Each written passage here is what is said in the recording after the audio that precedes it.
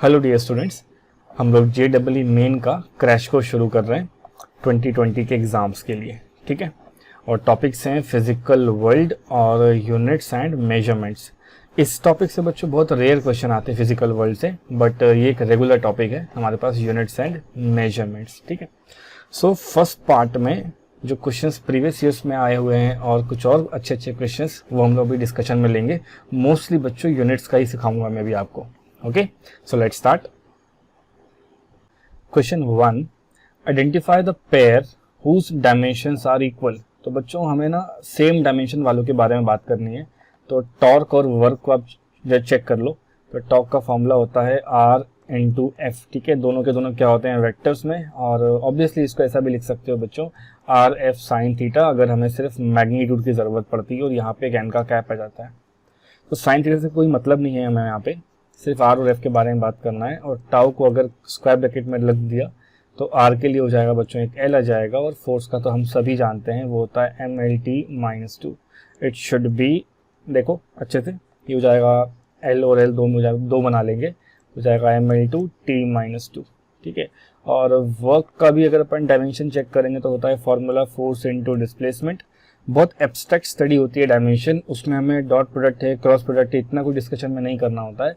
सिर्फ फोर्स के लिए आंसर हो जाएगा बच्चों MLT-2, डायमेंशन की लैंग्वेज है ये। और डिस्प्लेसमेंट होता है सीधा सीधा L। तो आप देख ही सकते हैं कि ML/T-2। थ्योरी वाइज ये दो टॉपिक बहुत ज़्यादा डिफरेंस रखते हैं, लेकिन डायमेंशन इन लोगों के मैच कर गए और ऑप्शन नंबर 1 ही आपका सही है, बाकी ये सारे गलत होंगे बच्चों। फोर्स और वर्क तो सवाल ही नहीं उठता बच्चों, ये तो वर्क के फॉर्मूले में फोर्स इंटू डिस्प्लेसमेंट आता है। स्ट्रेस का मतलब होता है रिस्टोरिंग फोर्स अपॉन एरिया, तो वो फोर्स ही तो सीधा सीधा गलत बन रहा है। स्ट्रेस और एनर्जी हो ही नहीं सकता बच्चों। स्ट्रेस का तो फॉर्मूला हमें मालूम होता है, बेसिक फॉर्मूला स्ट्रेस का होता है restoring force upon area. So we will not dive deep into the topic to find out dimension for everything. हमें आंसर मिल चुका है already, this torque and work will share the same dimensions.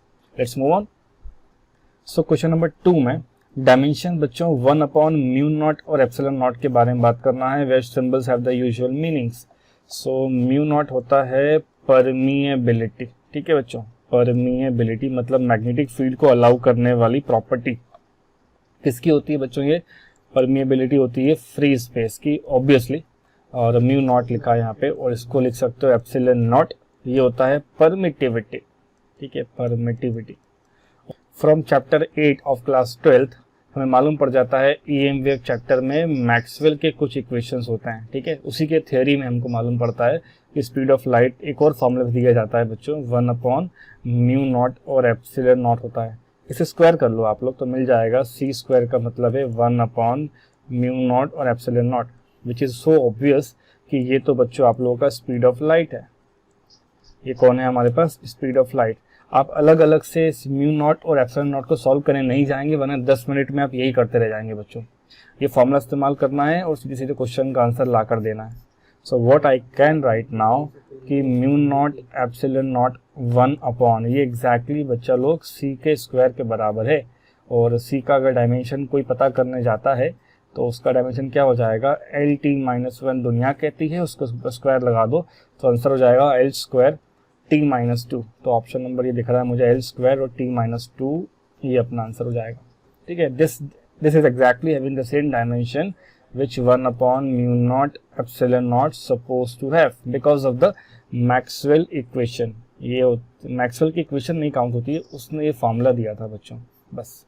ठीक है, चलो आगे बढ़ते हैं। Question 3, the physical quantities not having, बच्चों कौन से के पास नहीं है सेम डायमेंशंस। ठीक है, तो बस अपन को चेकआउट करते जाना है और आंसर मिल जाएंगे। तो टॉर्क और वर्क का एक क्वेश्चन पहले अपन ने सीखा था कि टॉर्क के डायमेंशन जो होंगे वो वर्क के मैच कर जाते हैं बच्चों, और वो हो जाएगा ML/T-2, राइट। फिर मोमेंटम और प्लैंक कांस्टेंट की बात करते हैं, तो मोमेंटम है ना, सेकंड वाला ऑप्शन चेक हो रहा है बच्चों। मोमेंटम का फॉर्मूला होता है mass into velocity, square bracket में रख दीजिए इनको, आंसर मिल जाएगा। मास के लिए m, वेलोसिटी के लिए हो जाता है LT-1। सिमिलरली प्लैंक कांस्टेंट का मतलब होता है बच्चों E = h नहीं होता है, हर्ट्ज का इक्वेशन है ये। यहाँ से अगर अपन को h चाहिए होगा तो क्या हो जाएगा? ई बाय न्यू हो जाएगा। ई के बारे में दुनिया जानती है, MLT-2 से उसको देखते हैं। और ये बच्चों फ्रीक्वेंसी का टर्म है, मतलब इन्वर्स ऑफ टाइम पीरियड आना चाहिए इसका। ये ऊपर जाएगा तो प्लस का टर्म बनाएगा, मतलब आंसर हो रहा है हमारा ML2T। -2 है और +1 हो जाएगा इस पर, तो ये हो जाएगा -1। इतना बच्चों आप लोगों को समझ में आना चाहिए। अब अगर मैं यहाँ से बोल रहा हूँ कि ये टर्म देखो और इसका टर्म देखो, ये मैच नहीं कर रहे हैं, मतलब बच्चों यही गलत है और आप इसी को अपना आंसर मार्क करोगे। स्ट्रेस यंग्स मॉडुलस सेम होते हैं, हमें मालूम होता है, और स्पीड और ये बराबर है क्योंकि हमें मैक्सवेल का इक्वेशन सर ने बताया हुआ है। स्पीड का फॉर्मूला ही होता है बच्चों 1/रूट के अंदर μ0 और ε0। तो ये बाकी सारी चीज़ें बच्चों सही है। यंग्स मॉडुलस का फॉर्मूला भी लिख लेते हैं अपन। यंग्स मॉडुलस का फॉर्मूला हो जाता है स्ट्रेस डिवाइड बाय स्ट्रेन। हाँ, मैं मानता हूँ यहाँ पे लिखना चाहिए मुझे लीनियर स्ट्रेस या, और यहाँ लीनियर स्ट्रेन हो जाएगा, या longitudinal stress by longitudinal strain हो जाएगा। बट इस चैप्टर का एक एडवांटेज है कि हमको एब्स्ट्रैक्ट स्टडी करनी होती है, सो विच मीन्स ये बराबर हो जाएंगे और इसका कोई डायमेंशन नहीं होता है। Strain is a dimensionless quantity. So getting together with all the logics, आप टिक कर सकते हो कि सर मोमेंटम और प्लैंक कांस्टेंट दो अलग अलग क्वांटिटीज़ हैं, उनके दो अलग अलग डायमेंशंस होंगे। Option number B is your correct option. Okay, problem 4, which of the following represents the correct dimensions of viscosity. ठीक है बच्चों, तो हमको ईटा बताना है फ्लूइड मैकेनिक्स का कितना होता है। इसके बच्चों 2 से 3 फॉर्मूले हैं, हम थ्योरी वाइज पढ़ते हैं, जो सबसे कन्वीनियंट लगे उसको लिख लो आप। फोर्स बराबर होता है, ड्रैग फोर्स की बात हो रही है, स्टोक्स लॉ की बात हो रही है, 6 पाई ईटा। आर उसका रेडियस होगा, स्फेरिकल बॉडी मानते हैं हम लोग, और ये उसका हो जाएगा वेलोसिटी। ठीक है, ये ज़रूर फॉर्मूला आप लोगों ने पढ़ा होगा बच्चों। एक बॉडी जिसका डायमेंशन रेडियस आर हो जाएगा, किसी डायरेक्शन पे वी पे चल रहा होगा किसी मीडियम के अंदर, तो बच्चों उस पर क्या लगने लग जाता है, एक ड्रैग लगने लग जाता है, उसी को अपन बोलते हैं स्टोक्स लॉ। तो ये हो गया तुम्हारा drag. You wish to calculate the dimension for eta, तो यहाँ से ईटा कितना हो जाएगा बच्चों, ये हो जाएगा F divide by R into V in square brackets. And what happen to the 6 pi, आप बोलोगे सर इसका कोई इस्तेमाल नहीं करना होता है हमें डायमेंशन के लाइन चैप्टर में।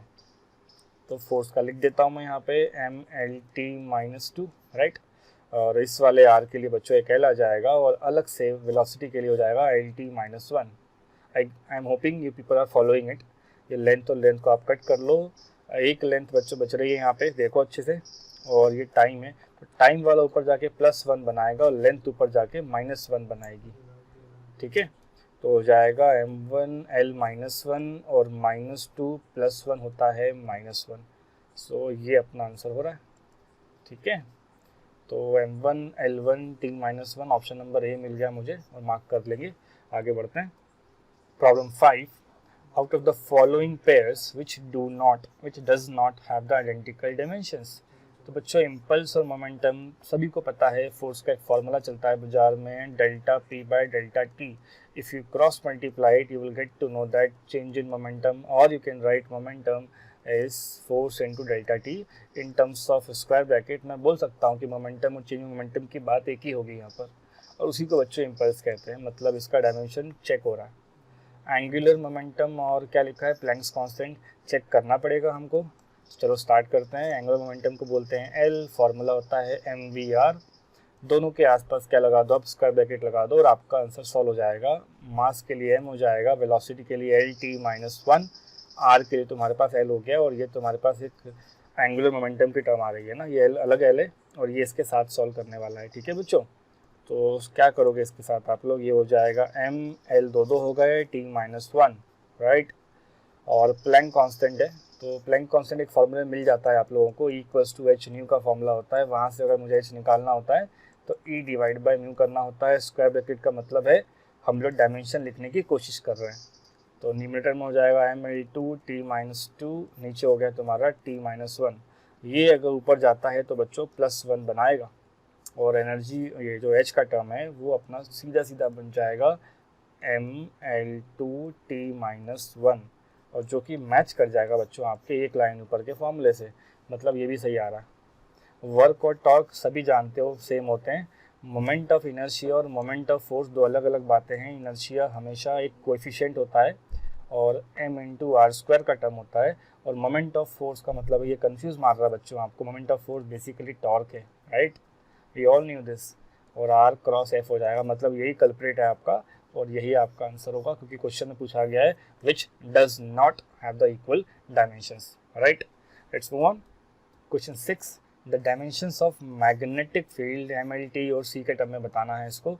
तो मैग्नेटिक फील्ड होती है B, और जो 12th का बच्चा मैग्नेट चैप्टर पढ़ चुका रहता है उसके पास हज़ारों फार्मूले होते हैं जिसमें B अपीयर होता है। सबसे सिंपलेस्ट फार्मूला होता है बच्चों, हम लोग लॉरेंट्ज फोर्स लिख सकते हैं। फोर्स इक्वल्स टू होता है बिल साइन थीटा, है ना। वो सब नहीं बोलना है अभी कि वेक्टर फॉर्म में, तो सर इसको ऐसा लिखना चाहिए I × L vector cross of B vector.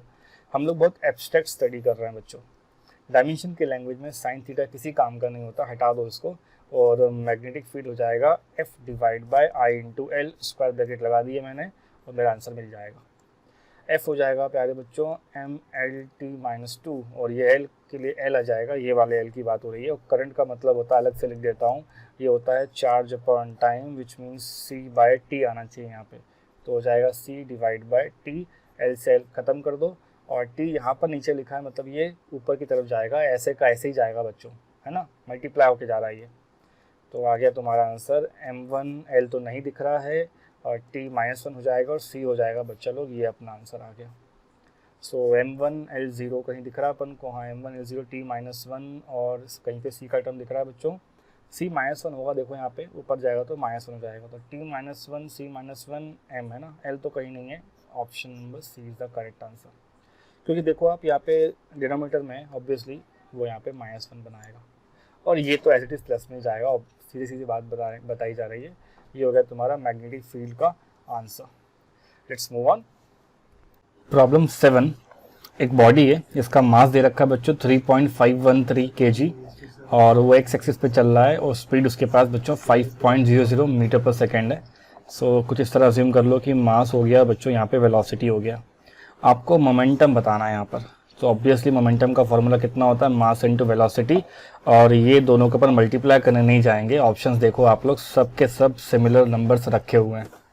सो ये ना बच्चों टॉपिक आ गया है आपके पास सिग्निफिकेंट फिगर से, और यहाँ पर एक रूल को याद करना बहुत इंपॉर्टेंट होता है कि जब कभी कोई दो नंबर्स मल्टीप्लाई हो रहे हों A × B, तो सारे ऑप्शन बच्चों आप लोगों को सेम दिए होंगे, इस तरह से सिमिलर ऑप्शन दिए होंगे।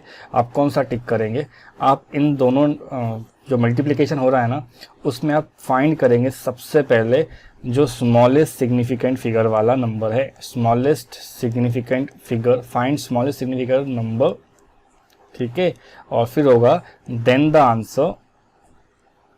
Answer must have the same figure, must have the same significant figure. So mass आप लोगों के पास बच्चों कितना दिया हुआ है 3.513, तो इसको ऐसा अज्यूम करके पढ़ लो, मास है 3.513, डेसिमल के पहले और बाद में ये टोटल 4 इसके पास सिग्निफिकेंट फिगर्स हैं, और जो वेलोसिटी है उसके पास है बच्चों 500 है, तो डेसिमल लगा हुआ है। अगर सीधे 500 लिखा होता तो एक ही होती बच्चों, लेकिन अभी क्या होंगे, डेसिमल के बाद जितने ज़्यादा हैं वो उसकी एक्यूरेसी बढ़ा रहे हैं। सो इन दोनों में से स्मॉलेस्ट कौन सा हो गया, 3 हो गया, तो जो आंसर होगा उसमें भी 3 होने चाहिए significant figures. Option number A mark करेंगे।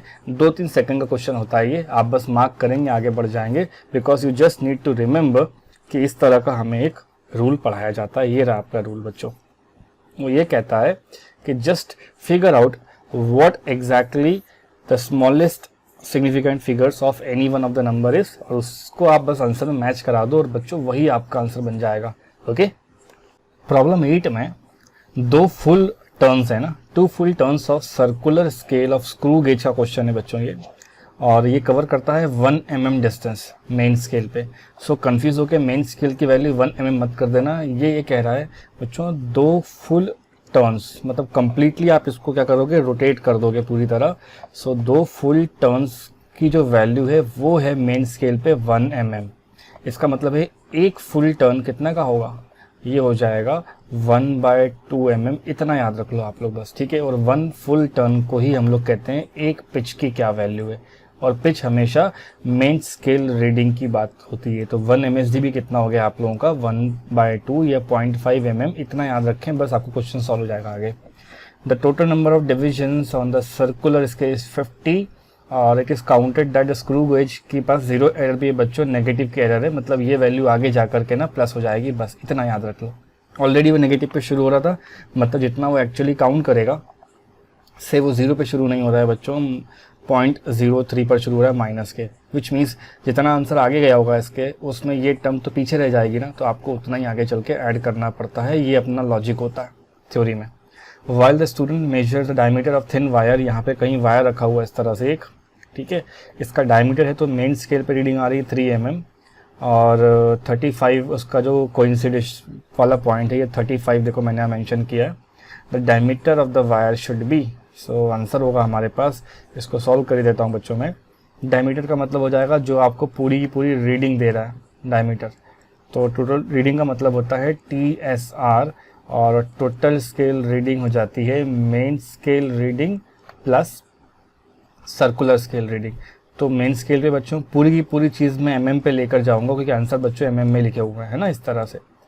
तो मेन स्केल का देखो आप क्या कह रहा है, ये 3 mm मेन स्केल पे है, मतलब यहाँ से यहाँ तक ये 3 mm चल रहा है, तो ये हो जाएगा सीधा सीधा 3 mm। पेपर में यहाँ शुरू करोगे आप।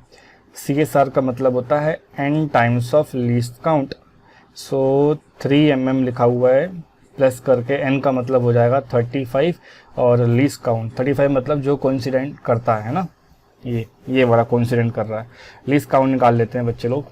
लीस्ट काउंट का मतलब कैसे निकालोगे, लीस्ट काउंट हो जाता है 1 pitch divide by number of divisions secondary scale के, तो यहाँ पर सेकेंडरी स्केल की जगह सर्कुलर वाली है, ठीक है।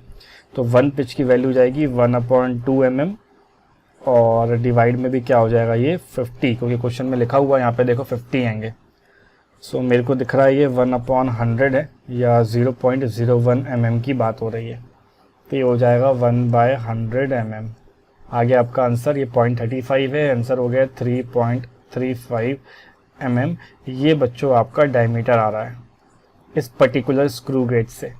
लेकिन फिर आप चेक करोगे तो ये इतना ऑलरेडी पीछे था, तो आप बोलोगे सर जो फाइनल हमारा आंसर आना चाहिए उसमें उतना ही ऐड कर दो आप, तो हो जाएगा 3.35 mm प्लस करके हो जाएगा, जीरो एडर जो भी रहती है ना उसको प्लस करते हैं हम लोग, नेगेटिव की होगी अगर तो हो जाएगा 0.03 mm विच शुड बी 3.38 हो जाएगा बच्चों ये, और ऑप्शन नंबर आपका डी मार्क करोगे, राइट। क्वेश्चन आता है तो क्या क्या यूज़ करा मैंने यहाँ पे, एक तो ये फॉर्मूला इस्तेमाल किया है जो आपको ध्यान रखना है, दूसरा ये 2 पिच को देखकर घबराना नहीं है, 2 फुली टर्न की वैल्यू 1 mm है, मतलब 1 pitch is half mm, right. Let's move on. Question 9, एक एक्सपेरिमेंट में हम लोग एंगल्स को मेजर कर रहे हैं बच्चों इस तरह से, ठीक है, एक एंगल्स को हम लोग मेजर कर रहे हैं, ठीक, और रिक्वायर्ड करना है किसी इंस्ट्रूमेंट से ना, एंगल को मेजर करने वाला हमारे पास इंस्ट्रूमेंट से, और कहता है 29 divisions of main scale coincides 30 divisions of vernier scale. तो यहाँ से यहाँ तक जो भी बोला गया है ना बच्चे लोग, उस चीज़ को आप लोग बस मैथमेटिकली फॉर्म में लिख दो। So I can write 29 of main scale, ये कोइंसाइड कर रहा है या सेटिस्फाई कर रहा है किसको, 30 डिविजन्स ऑन वर्नियर स्केल। इस तरह ही बनाया जाता है बच्चों वर्नियर, ठीक है। फिर कहता है if the smallest division on main scale is half degree, which means question में ये भी गिवन है कि 1 MSD का टर्म है 0.5, आपको बताना है लीस्ट काउंट कितना होगा। सबको मालूम है लीस्ट काउंट का फॉर्मूला क्या होता है, ये होता है 1 MSD माइनस 1 ऑफ VSD। अब इन दोनों में से जो भी एक वैल्यू दी होगी उसके फॉर्म में उसको अपन रिड्यूस करने की कोशिश करेंगे। तो यहाँ पे बच्चों MSD लिखा हुआ है और इस इक्वेशन को इस्तेमाल करके मैं यहाँ लिख ही सकता था कि देखो ना यहाँ पे क्या लिखा है, 29 MSD लिखा है बराबर 30 VSD को फॉलो कर रहे हैं मिलके ये लोग। तो क्या हो जाएगा बच्चों, VSD निकाल लो, कितना हो जाएगा 29/30 of MSD will be equalling 1 VSD। हमने ऐसा इसलिए किया कि 1 VSD में यहाँ पे एलिमिनेट कर सकता हूँ, now I am having 1 MSD minus of ये बच्चों 29/30 ऑफ MSD आ गया।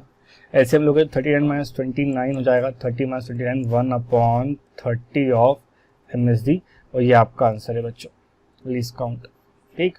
और सॉल्व कर लो उसको, 1/30 लिखा है मल्टीप्लाई बाय MSD की वैल्यू ऊपर लिखी हुई है हाफ डिग्री, तो ये हो जाएगा 0.5 डिग्री। सो ये बच्चों डिग्री में इसको मिनट्स में लेके चले जाओ, मल्टीप्लाई किया जाएगा 60 और आंसर बच्चों आप लोगों का मिनट्स में आने वाला है। तो सॉल्व कर लोगे तो ये हो जाएगा 2, ठीक है, और यहाँ हो जाएगा सीधा सीधा अपना आंसर 1 मिनट्स, ठीक है। तो ये मेरा लीस्ट काउंट है और option number 1 minute D, right. Let's move on. Question 10, हमको सिग्निफिकेंट फिगर्स बताने हैं बच्चों, इसमें और इसमें, ठीक है।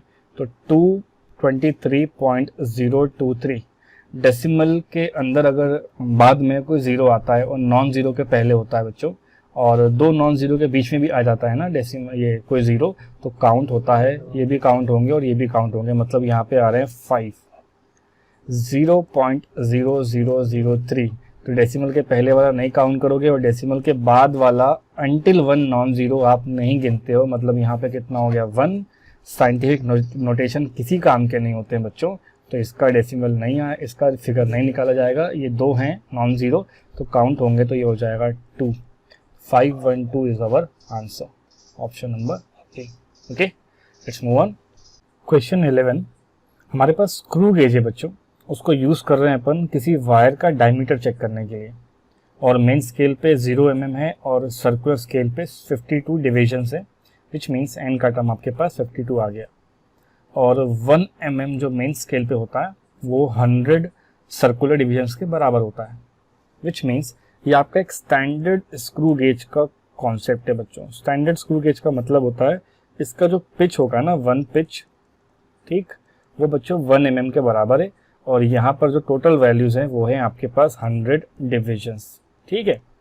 तो इस ऐसे केसेस में जो भी आपके पास रीडिंग आ रही होगी, रीडिंग का मतलब है जो आपका डायमीटर निकल कर आ रहा होगा, ध्यान देते रहो बॉस कॉपी पे, रीडिंग जो डायमीटर की बन रही है हमारे पास, उसी को बच्चों अपन कह सकते हैं टोटल स्केल रीडिंग। और TSR का फॉर्मूला होता है main scale reading plus circular scale reading होता है बच्चों। मेन स्केल पे वही आंसर लिखते हैं अपन जो डायरेक्ट अपन को दिया होता है, तो वो दिया मेन स्केल पे 0, so you will write like 0 mm, okay. और सर्कुलर स्केल का फॉर्मूला होता है n टाइम्स ऑफ LC, तो n भी दिया रखा है बच्चों अपन को, देखो। और लीस्ट काउंट का फॉर्मूला होता है 1 pitch divided by number of divisions, right. तो मैं लिख लेता हूँ यहाँ पे 1 पिच का मतलब होता है 1 mm, और नंबर ऑफ डिविजन्स बिल्कुल स्टैंडर्ड बातें हो रही हैं यहाँ पे बच्चों। तो हो जाएगा सीधा सीधा ये अपने को 0 mm प्लस करके n का मतलब है 52 इंटू 1/100, सारी बातें यहाँ पे mm में है, तो आंसर हो जाएगा 0.52 mm। लेकिन ऑप्शंस में क्या है, सेंटीमीटर लिखे हुए हैं, तो इसमें एक 0 और आप बढ़ा लो डेसिमल के बाद, 0.052 और सेंटीमीटर। बच्चों अब मैच कर लोगे तो ऑप्शन नंबर ए पड़ जाएगा और यही आपका सही आंसर है। Let's move on. Problem 12, resistance किसी वायर का ऑब्टेन किया जाता है करंट फ्लो और पोटेंशियल डिफरेंस से। मतलब ऑब्वियस सी बात है कि आपके पास कोई कंडक्टिंग वायर होता है, उसके एंड पे आप क्या देखते हो, करंट को देखते हो बच्चों, और दोनों एंड से अपन पोटेंशियल डिफरेंस अप्लाई कर देते हैं, तो मुझे यहाँ पे इसका रेजिस्टेंस मिल जाता है, और फॉर्मूला होता है रेजिस्टेंस का V divide by I, right. ये हो गया अपना आंसर। फिर कहता है the measurement in current and voltage leads to 3% each, ये इसका एरर दे दिया है इसने, और अपन को एरर बताना है किसमें, रेजिस्टेंस की वैल्यू में। तो बच्चों ये डिवीजन हो रहा है यहाँ पे, है ना। एरर इन डिवीजन हो, इन मल्टीप्लिकेशन हो, आपको वहाँ पे रिलेटिव एरर के लॉजिक्स लगाने पड़ते हैं। तो मैंने यहाँ पे लिखा है रिलेटिव एरर। आप लिख सकते हो डेल्टा R बाय R बराबर, ये हो जाएगा डेल्टा V बाय V, ये फर्स्ट टर्म के लिए बात हो रही है। सेकेंड टर्म के नेगेटिव नहीं आएगा, पॉजिटिव आएगा, और डेल्टा I बाय I कर लेंगे अपन। और बच्चों इन दोनों के एंड्स पे ना मैं दोनों साइड 100 से मल्टीप्लाई कर दूंगा, ताकि मैं ऐसा बोल सकूं कि परसेंटेज एरर रेजिस्टेंस में देखी जा रही है। तो ये तो हो गया वोल्टेज वाला एरर, वो हो जाएगा 3% प्लस कितना हो जाएगा 3%, आंसर हो गया तुम्हारा सीधा सीधा 6%। So option number A. Let's move on. Problem 13, हम स्पेक्ट्रोमीटर का इस्तेमाल करके बच्चों एंगल निकाल रहे हैं किसी प्रिज्म का। मेन स्केल रीडिंग मतलब जो MSR का टर्म होगा ना वो दिया हुआ है, और वर्नियर स्केल का रीडिंग 0.9 दिया है, विच मीन्स ये n का टर्म होगा। एक डिवीजन मेन स्केल का 0.5 डिग्री है, मतलब 1 MSD कह रहा है क्वेश्चन वाला, उसको आप 1 पिच भी बोल सकते हो प्रॉब्लम सॉल्विंग के लिए, that is given as 0.5 degree. Total divisions on vernier scale is 30, और 29 डिविजन्स को मेन स्केल को वो सेटिस्फाई करते हैं। फिर से रीड कर लो इस पॉइंट को, total divisions on vernier, vernier के 30 मिलके 29 मेन स्केल को इक्वेट कर रहे हैं। सो ऐसे का ऐसे ही आप लोग क्या करते हो बच्चों, मैथमेटिकली लिखने की ट्राई करते हो इस तरह के प्रॉब्लम्स में। So I can write that 30 VSD combine together to match 29 MSD। जो भी लिखा हो डायरेक्ट ये कर दो, आपका आंसर मिलना ही मिलना है बच्चों। फिर लीस्ट काउंट की हेल्प होती है जब अपन को नीड होती है क्वेश्चन आगे सॉल्व करने के लिए। उसका स्टैंडर्ड फॉर्मूला होता है 1 MSD माइनस 1 VSD। अब आप सोचोगे कि बच्चों MSD आगे बढ़ाएं कि VSD को आगे बढ़ाएं, तो आंसर हो जाएगा MSD अपन को गिवन है तो इसको एलिमिनेट करना होगा, इसलिए यहाँ से अपन 1 VSD का टर्म निकालने की ट्राई करते हैं। तो 1 VSD कितना हो जाएगा, ये हो जाएगा प्यारे बच्चों 29/30 टाइम्स ऑफ MSD। इस टर्म को यहाँ रख दो और आपका आंसर ही मिल गया। लीस्ट काउंट निकल कर आता है 1 MSD माइनस ऑफ 29/30 और फिर से मैंने यहाँ पे MSD लिखा है। 30 माइनस 29 हो जाएगा बच्चों 1/30 MSD, which can also be written as 1/30 लिख लो और मल्टीप्लाई करके सब कुछ बच्चा लोग डिग्री में कर दो। और ये अपना ऑलमोस्ट पार्शियल आंसर मिल चुका है, लीस्ट काउंट आ गया मेरा। अब मुझे एंगल की नीड है, तो बच्चों जो भी आपके पास एंगल होगा वो बेसिकली रीडिंग ही होगा, ठीक है, रीडिंग। सो वहाँ फॉर्मूला पड़ जाएगा total scale reading equals to main scale reading plus vernier scale reading.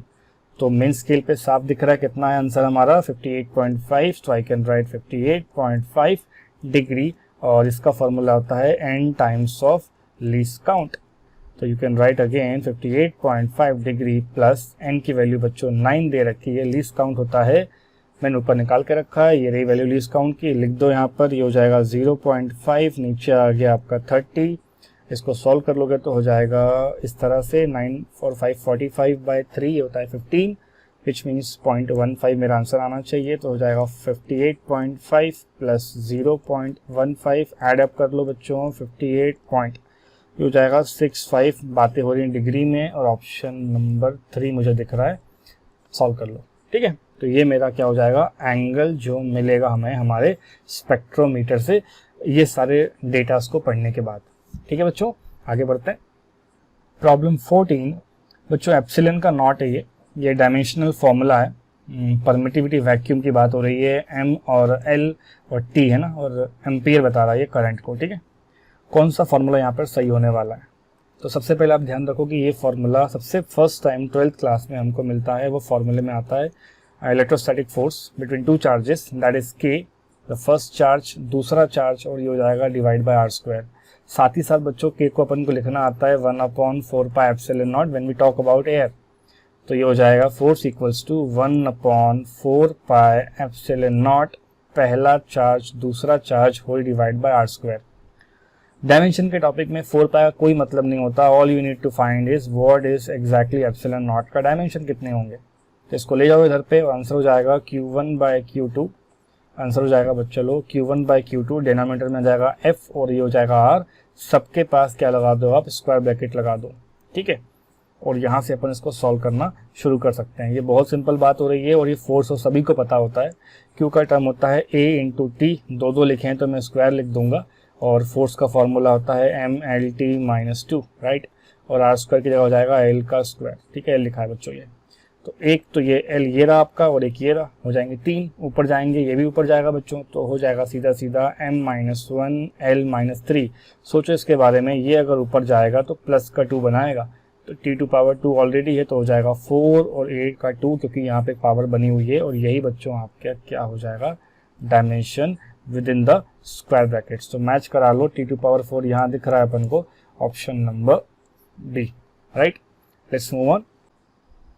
Problem 15 देखो, करंट और वोल्टेज का बच्चों रिलेशन दे रखा है किसी डायोड पर से, है ना, और आई का इक्वेशन भी दे रखा है e⁻1000V divide by T.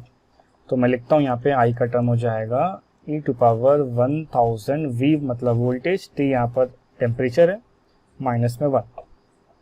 Question कहता है V का वैल्यू वोल्ट में है, टेम्परेचर आपका केल्विन में। कोई स्टूडेंट अगर एरर कमिट कर रहा है बच्चों 0.01 की V के साथ, मतलब ये जो टर्म है ना वो आपकी बच्चों dV की टर्म दी हुई है, यहाँ मैं लिख देता हूँ dV का टर्म है वो। While measuring the current eight, ये इंस्टेंट वैल्यू है 5 एम्पियर, और टेम्परेचर आपके पास दिया हुआ है, लिख देता हूँ मैं इसको, temperature is given 300 kelvin. What is the error in current. तो बच्चों आपको कुछ नहीं करना है, आपको DI का टर्म ही पता करना। क्वेश्चन के हिसाब से क्या चलना चाहिए यहाँ पर, जो करंट है वो V पर डिपेंड करता है, which means the current is depending on V। तो बच्चों आपको ये फाइंड करना है और धीरे धीरे करके आप क्वेश्चन तक पहुंच ही जाओगे। ये अपन को अननोन है और ये नीचे वाला dV का टर्म यहाँ पर 0.01 नाम से दे रखा है। आगे बढ़ते हैं यहाँ पे। If you rearrange this term तो I का इंस्टेंट पे वैल्यू हो जाएगा 5 milli ampere, e to power हो जाएगा 1000 V/t, और बच्चों ये माइनस का 1 है ना, इसको आप इस तरफ ले आओ तो हो जाएगा सीधा सीधा 6 मिली एम्पियर लिख लो, और e टू पावर लिखा है यहाँ पे 1000 V/t, राइट। तो इसको फ्रीज कर लो, ये भी अपने को आगे काम में करेगा। फिर ये अपने पास I का टर्म दिख रहा है, देखो बच्चों, इस I के टर्म को आप अगर लॉजिकली सॉल्व करोगे तो ये समझ में आना चाहिए कि सर उसी को तो डिफरेंशिएट करना है अपन को V के रिस्पेक्ट में। So now I can do di/dv, ठीक है। इसको करो डिफरेंशिएट आप लोग, तो e टू पावर x का क्या आंसर होता है बच्चों, वो वही का वही हो जाता है, तो ये हो जाएगा 1000 V/t। लेकिन आपको ये बात ध्यान रखनी चाहिए कि यहाँ पर एक और फंक्शन बैठा हुआ है, तो उसको अपन साइड में अलग से फिर करते हैं, ये पढ़ते हैं अपन बच्चों। 1000 V/t जिसका आंसर हो जाएगा 1000, V का आंसर कितना हो जाएगा 1, तो बच्चों मल्टीप्लाई करके यहाँ पे 1000 डिवाइड बाई t मल्टीप्लाई कर दूंगा, और माइनस करके कांस्टेंट का जो डेरिवेशन होता है इसका वो तो 0 हो जाएगा। बस आ गया आप लोगों का आंसर। di इक्वल्स टू, इसको यहाँ भेज दो बच्चों, तो हो जाएगा 1000, t का वैल्यू दिया हुआ है क्वेश्चन में 300, और इसकी वैल्यू क्या होती है देखो ज़रा ऊपर निकाल कर, ये होती है 6 मिली एम्पियर, मल्टीप्लाई कर दूंगा मैं इसको 0.01 से, और यही मेरा आंसर होगा। तो 1 2 इसको यहाँ कैंसिल कर लेते हैं, 3 से ये चला जाएगा तो हो जाएगा 2 मिली एम्पियर्स, और यहाँ आना चाहिए अपना 01, और ये कितना लिखा है बच्चों 10 लिखा है। तो मैं क्या कर सकता हूँ, तो यहाँ तो दिख रहा है अपन को 2 मिली एम्पियर, ठीक है, मल्टीप्लाई करके ये जो टर्म है और इससे एक चला जाएगा 0, लेकिन फिर भी बच्चों आपके पास 1/10 रह ही जाएगा, तो आंसर हो गया हमारा 0.2 मिली एम्पियर, और यही अपना आंसर है 0.2 और option number A. Right students, let's move on. So problem 16 में बच्चों एक स्टूडेंट है जो किसी रॉड को मेजर कर रहा है, और उसको आंसर उसने लिखा लेंथ का टर्म यहाँ पर 3.50 सेंटीमीटर। क्वेश्चन कहता है कि कौन सा इंस्ट्रूमेंट उसने इस्तेमाल किया होगा। तो मीटर स्केल का मतलब होता है, आपने ऑब्जर्व किया हो कोई मीटर स्केल, जिसे अपन रूलर जो जनरल सा रखते हैं बच्चों, 0 होता है उसमें, और ऐसे कर करके अपन कहाँ तक जाते हैं 15 सेंटीमीटर तक जाते हैं। तो बहुत से बहुत आपका जो आंसर आएगा वो कितना आ जाएगा बच्चों, 3.5 सेंटीमीटर होगा, और अगली रीडिंग उसकी आ जाएगी 3.6। 50 नहीं आने वाला बच्चों उसके अंदर, इसके पास सिग्निफिकेंट फिगर्स 3 है, मतलब metre scale does not qualify enough to be so precise जो इसका आंसर ला सके, मतलब ये तो इसका आंसर हो नहीं सकता। बी चेक करते हैं, वर्नियर कैलिपर है जहां 10 डिविजन्स वर्नियर की 9 डिविजन्स को मेन स्केल को मेजर करते हैं। तो मैं लिखता हूँ बी वाले ऑप्शन में क्या चल रहा है, ये हो जाएगा 10 VSD बराबर बच्चों हो जाएगा 9, और 9 MSD का टर्म हो जाएगा। ये यहाँ से 1 VSD पता कर लो कितना होना चाहिए, ये हो जाएगा 9/10 ऑफ MSD। लीस्ट काउंट से ही सारा काम समझ में आ जाएगा, क्योंकि ये जो 3.50 लिखा हुआ है ना, इसका अगला यूनिट होगा, अगला जो रीडिंग होगा वो हो जाएगा 3.51, और एक रीडिंग पीछे हो जाएगा वो हो जाएगा 3.49। सब कुछ बच्चा लोग सेंटीमीटर में चल रहा। तो इसका इस वाले पर्टिकुलर पार्टिकल का जो डिजायर्ड लीस्ट काउंट है वो है 0.01 सेंटीमीटर। इन चारों में से जिसका वो आ जाएगा वो आपका आंसर होगा। तो लीस्ट काउंट का फॉर्मूला होता है 1 MSD माइनस 1 VSD, और 1 VSD आपको पता है ये क्या होता है, चलो लिख लेते हैं बच्चों। 1 MSD minus 9/10 of, again I am writing MSD। फिर बच्चों यहाँ से आपको MSD का टर्म फाइंड करना है, क्योंकि यहाँ पे हो जाएगा 10 minus 9, that should be 1/10 of MSD कितना होगा, तो ये हो जाएगा 1/10। पता करते हैं बच्चों MSD कितना होगा। Main scale has 10 divisions in 1 centimetre, which means 1 centimetre में बच्चों इसके पास ऐसे करके 10 डिविजन्स होंगे। तो ये जो एक पार्ट बन रहा है ना आपका, उसी को बच्चों लोग यहाँ पे MSD बोलते हैं, या उसको पिच बुलाया जाता है, ठीक है, वो अपना आंसर हो जाएगा। तो ये हो जाएगा 1/10 of centimetre, which should be 0.01 centimetre. ये हो गया आपका लीस्ट काउंट, और ये सेटिस्फाई कर रहा है डिजायर्ड वैल्यूज को। ये बच्चों अपने को सेटिस्फाई कर रहा है हमारे डिजायर्ड वैल्यूज को। तो ऑप्शन नंबर बी यहाँ पे करेक्ट होगा। स्क्रू गेज के पास अगर 100 डिविजन्स हैं और सर्कुलर पाथ पे और पिच की वैल्यू कितनी है 1 mm, तो यहाँ पे लीस्ट काउंट कितना हो जाएगा 1 डिवाइड बाय 100 ऑफ mm, ठीक है, जिसका मतलब है 0.01 तो आया लेकिन mm का आया, और हमको चाहिए बच्चों सेंटीमीटर में, मतलब ये भी गलत है, फर्स्ट वाला भी गलत है, और स्क्रू गेज के पास 50 डिविजन्स होंगे तो आप बोलोगे सर 1/50 की बात हो रही है, यहाँ पे mm का टर्म आ रहा, तो ये भी यहाँ पे गलती है। ऑब्वियसली ऑप्शन नंबर बी आपका करेक्ट है, ठीक है। आगे बढ़ते हैं 17 क्वेश्चन में।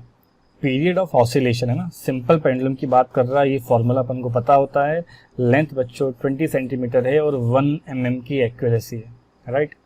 और बात करते हैं टाइम पीरियड कह रहा है ये ना, तो कुछ इस तरह की बात हो रही है, यहाँ पे सिंपल पेंडुलम होता है इस तरह से, ये गया और ऐसे करके आया, तो एक टाइम पीरियड मिलता है बच्चों अपन को, है ना, ये पूरे मोशन की बात कर रहा हूँ मैं यहाँ से यहाँ तक।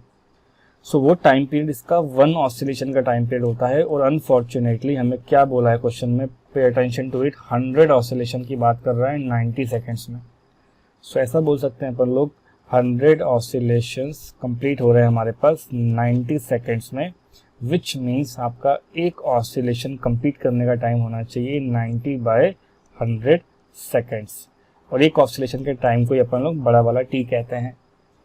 तो कैपिटल टी का फॉर्मूला मिल रहा है मुझे 2 पाई रूट के अंदर L/G, स्क्वायर लगा दूंगा तो हो जाएगा टी स्क्वायर, और यहाँ हो जाएगा बच्चों 4 पाई स्क्वायर और हो जाएगा L/G। इसका कोई काम नहीं है अपन को यूनिट चैप्टर में, और क्वेश्चन कहता है कि रिस्ट वॉच है, उसका 1 सेकेंड रेजोल्यूशन है, मतलब ये डेल्टा और टी का टर्म है आपका। The accuracy in determination of g should be, g की वैल्यू कितनी होगी, मतलब आपको डेल्टा G/G पता करना है, मल्टीप्लाई 100 से अपन बाद में कर लेंगे। तो यहाँ जी को सॉल्व कर लो, ये हो जाएगा सीधा सीधा डेल्टा G/G बराबर, ये टर्म बच्चों यहाँ ला कर लिख रहा हूँ मैं ना यहाँ पर, कि हो जाएगा डेल्टा L/L, ठीक है, और प्लस करके ये टी का स्क्वायर लगाए, मतलब एक्सपोनेंट पे बात हो रही है, तो 2 टाइम्स हो जाएगा बच्चों, वो 2 टाइम्स ऑफ टी, और ये डेल्टा T/T का टर्म आ जाएगा। लेकिन ये फॉर्मूला अभी भी बच्चों इनकरेक्ट फॉर्म में जा रहा है, क्योंकि यहाँ पे ना n नंबर ऑफ ऑसिलेशंस निकाले हुए हैं, यहाँ पे कितने n टाइम्स इसको अपन ने सॉल्व करा हुआ है। तो आंसर होना चाहिए आप लोगों का डेल्टा G/G इक्वल्स, ये हो जाएगा डेल्टा L/L, और प्लस करके ये 1/n लिखते हैं, जितनी बार उसको अपन चेक करते हैं उतनी ज़्यादा उसकी एक्यूरेसी बढ़ती है, ठीक है, इसलिए नीचे की तरफ मैं एरर को डिवाइड कर रहा हूँ n से, और ये हो जाएगा 2 times of delta T divide by T। Now you can solve it.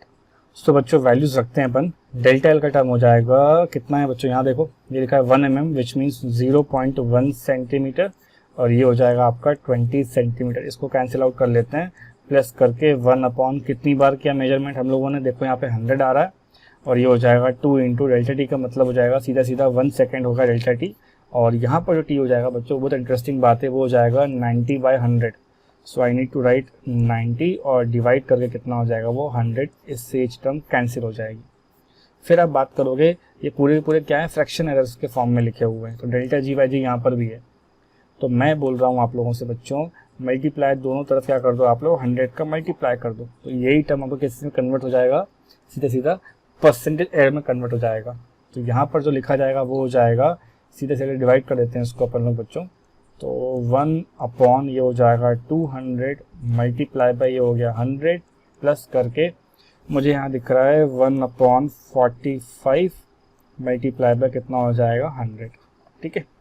तो आना चाहिए कुछ अपन को इस तरह से, ये तो कैंसिल आउट हो रहा है बच्चों, 1/2 विच शुड बी 0.5 प्लस इसको सॉल्व कर लोगे तो बच्चों ये कुछ इस तरह बना लेगा 2 पॉइंट, है ना, फिर से अपने को बचेगा 2, फिर ऐसा करता चला जाएगा, ये तो हो जाएगा 2.2, और सॉल्व करोगे तो हो जाएगा 2.72 which is very much close to 3%। तो ऑप्शन नंबर डी। एक ही जगह बस गलती होती है कि यहाँ पर सर ने ये एक्स्ट्रा में 1/100 क्यों लिखा है बच्चों, ये मैं बताता हूँ बच्चों। हम लोग को एक्यूरेसी बढ़ाने के लिए लैब में टीचर्स कहते हैं ना 4 बार एक्सपेरिमेंट करो, 5 बार ही करो, तो उसका यही मतलब है जितने नंबर ऑफ टाइम्स आप बढ़ा दोगे एक्सपेरिमेंट करना, number of times experiment is held, उसको अपन डिवाइड में n में रख देते हैं, ठीक है। Let's move forward. प्रॉब्लम 18, एक स्टूडेंट है बच्चों जो टाइम पीरियड 100 ऑसिलेशन का मेजर करता है ना, 4 टाइम्स एक्सपेरिमेंट कर रहा है, तो आंसर आ रहा है 90 सेकेंड्स, 91, 95 एंड 92। तो मैं बता देता हूँ यहाँ पे 100 ऑसिलेशंस के लिए एक्सपेरिमेंट किया जा रहा है बच्चों, 100 ऑसिलेशंस एक्सपेरिमेंट। आंसर आया अपना जो T1 का टर्म आ रहा है बच्चों, T1 है ना, तो इसको ऐसा कर लो आप, स्मॉल टी कैपिटल टी को अपन टाइम पीरियड बोलते हैं, तो T1 का टर्म है यहाँ पर 90। सिमिलरली मेरे पास T2 का टर्म आ रहा है 91, सारी बातें सेकेंड्स में चल रही हैं। फिर हो जाएगा बच्चों 95 and then I can write 92 seconds, तो ये हो जाएगा T3 और ये हो जाएगा T4। सबसे पहले बच्चों आप लोगों को एक टी मीन का टर्म निकालना होता है, ठीक है। वो कितना हो जाएगा 90 plus 91, then all the values I can write, divide by कितने होंगे ये 4, तो यहाँ आ जाएगा आंसर तुम लोगों का 90, ये हो जाएगा 8 और 4, ये हो जाएगा 92 सेकेंड्स। ओके, क्वेश्चन कहता है the minimum division in the measurement clock is 1 seconds, then the reported mean time should be, कितना इसका रिपोर्टेड टाइम होना चाहिए, तो 92 तो अपना आंसर आएगा ही आएगा बच्चों। तो हम कैसे करते हैं, ऑब्जर्व्ड वैल्यूज़ को कैसे लिखते हो बच्चों आप लोग, आप लिखते हो टी डैश, वो हो जाता है टी जो मीन वैल्यू आ रही है और प्लस करके डेल्टा टी कर लेते हैं अपन। तो यहाँ तो मेरे को मिल रहा है 92, प्लस माइनस में जाएगा टर्म, और यहाँ पे क्या होना चाहिए उसके लिए अपन अलग से सॉल्व करते हैं। यहाँ हो जाएगा डेल्टा टी किस तरह फाइंड करोगे, इसका फॉर्मूला होता है बच्चों, जो आपके पास ऑब्जर्व्ड वैल्यू आ रही है, ठीक है, जो आपके ऑब्जर्व्ड वैल्यू आ रही है, जैसे मान लो टी जो ऑब्जर्व वैल्यू मिल रही है सारी की सारी, दिस वैल्यू माइनस ऑफ जो आपके पास एक मीन वैल्यू या ट्रू वैल्यू निकल के आ चुकी है। तो आप क्या करोगे बच्चों, फर्स्ट केस में आप इसको माइनस करोगे, इन सबको अलग अलग करके आप 92 से माइनस करते हो। सो फर्स्ट केस के लिए क्या हो जाएगा 90 माइनस ऑफ 92। और बच्चे लोग मुझे इसका ना मॉड लेना होता है, क्योंकि हम लोग एरर्स में सारे के सारे पॉजिटिव पार्ट को कंसिडर करते हैं। तो मुझे यहाँ पे मिल जाएगा डेल्टा टी का जो मैं मीन निकालने जाऊँगा, और वही मीन बच्चों आपको यहाँ पे रखना होता है। तो ये हो जाएगा 92 में एक बार यहाँ पे आ जाएगा 2, एक बार आ जाएगा 1, एक बार आ जाएगा 3 और लास्ट टाइम आ जाएगा 0। और इसका मुझे क्या करना होगा, मीन लेना होगा, तो हो जाएगा 6/4, दैट शुड बी 1.5 सेकेंड्स, और आंसर आ गया मेरा 1.5 सेकेंड्स, ऑप्शन नंबर सी। पहले हमने क्या किया, सारे ऑब्जर्वेशंस का मीन निकाला, वो ये आ गया। फिर उन सारे ऑब्जर्वेशंस का मैंने क्या किया, एंड अपने वाले आंसर में जो टी का जो मीन वैल्यू आ रही है उसमें से हमने क्या किया, उसको माइनस करने का ट्राई किया और मॉड लगा दिया। फिर उसका भी हमने मीन कर लिया। Just like the answer for absolute error कैसे फाइंड करते हो ना आप लोग बच्चों, वही वाला काम मैंने यहाँ पर करा हुआ। सो ये आपके पास ऑब्जर्व वैल्यू आ गई and you can mark this answer, option number C. Let's move on. Question 19 screw gauge है बच्चों, है ना, उसके पिच की वैल्यू 0.5 है और सर्कुलर डिविजन्स टोटल हैं 50, विच मीन्स यहाँ पर बच्चों ना इस जगह पे टोटल जो सर्कुलर रोटेशंस हैं वो हो जाएंगे आपके, टोटल वैल्यूज़ हो जाएंगी 50, ध्यान देना इस बात का। और पिच की स्मॉलेस्ट वैल्यू लिखी हुई है 0.5 mm, और कहता है इसको थिन शीट को एल्यूमिनियम की मेजर करने के लिए इस्तेमाल कर रहे हैं। तो मान लो ये जो डायग्राम बना हुआ है आपके पास एक इलस्ट्रेटिव वाला, उसके यहाँ पर एक एल्यूमिनियम का क्या हो रहा है बच्चों, थिकनेस मेजर कर रहे हैं हम लोग, ये रही इसकी थिकनेस। फिर कहता है जब एल्यूमिनियम नहीं रखा था, व्हेन टू जॉज है ना आर ब्रॉट इन कॉन्टैक्ट, तो वहाँ पे 45 डिवीजन्स, 45th डिवीजन पे ऑलरेडी वो था, मतलब ऐसा कुछ होता है। ये हो जाता है आपका 0 और वो बढ़ते बढ़ते जाता है बच्चों, तो यहाँ हो जाएगा मान लो 5, देन ऊपर क्या जा रहा है 10, ऐसे इसका सर्कुलर डिविजन्स रहता है। लेकिन नीचे की तरफ बच्चों 45 भी आता है, तो जो उसका एरो है ना वो 45 पर है, 45 पर है, मतलब कहने का मतलब 45 के बाद यहाँ पर 50 भी आएगा बच्चों। तो डिफरेंस कितने का कहलाया इसका, 5 का कहलाया। और होना कहाँ चाहिए था उसको बताता हूँ मैं आपको। अगर ज़ीरो एरर बिल्कुल ज़ीरो है इसकी, इनिशियली सही से रखा है वो, तो 0 पे टारगेट करना चाहिए, लेकिन वो कहाँ कर रहा है बच्चों 45 पे। तो एन का वर्ड जल्दबाजी में 45 मत ले लेना, गलत हो जाएगा वो। एग्जैक्ट जो डिफरेंस आ रहा है बच्चों वो तो 5 का ही है ना, मेरी बात समझो आप। 50 और 50 होता है 0 का मतलब यहाँ पर, है ना, कंप्लीट राउंड सर्कल पड़ जाएगा वो तो आंसर हो जाएगा जो 0 एरर है वो ध्यान रखना, वही लिखना इंपॉर्टेंट है। वो हो जाएगा 50 minus of 45, that should be 5। और अगर आप उसको सॉल्व करोगे तो ये नीचे की तरफ जा रहा है, मतलब नेगेटिव का एक एरर मिलेगा आपको, ये ध्यान रखना। आगे जाके यही चीज़ अपन ऐड करेंगे अपने आंसर में।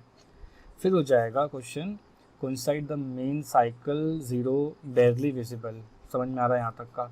What is the thickness of the sheet, जब मेन स्केल की रीडिंग बच्चों इतनी है और 25 नंबर का डिवीजन स्ट्राइक करता है।